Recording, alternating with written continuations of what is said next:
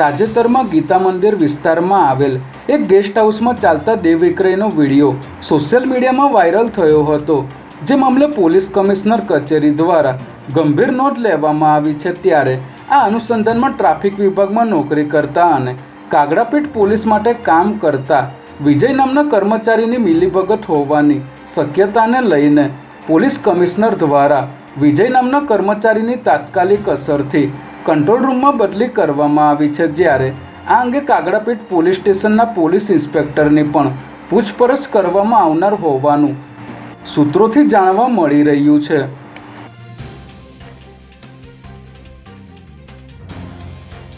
દરિયાપુરમાં રહેતા ડાહીબેન ચૌહાણ નામના 49 વર્ષીય મહિલા વાલ્મીકીવાસમાં આવેલ પોતાના ઘરેથી ચાલીને દિલ્હી દરવાજા પાસેથી BRTSનો રોડ ક્રોસ કરીને જઈ રહ્યા હતા।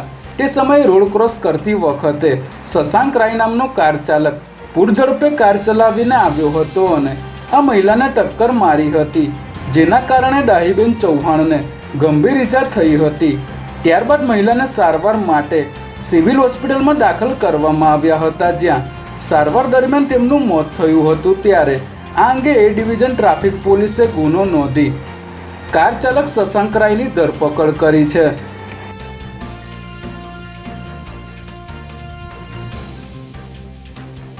વાડજમાં પૈસા ન આપતા પુત્રએ પ્લાન કરીને વહેલી સવારે 5 વાગે સૂઈ રહેલા પિતા પર છરીના ઉપરા ઉપરી ઘા ઝીકી હત્યા નિપજાવી હોવાની ઘટના સામે આવી છે, જેમાં આરોપી પુત્રને નશાની આદત હોવાથી વારંવાર પિતા દુર્ગારામ પાસે પૈસા માગતો હતો।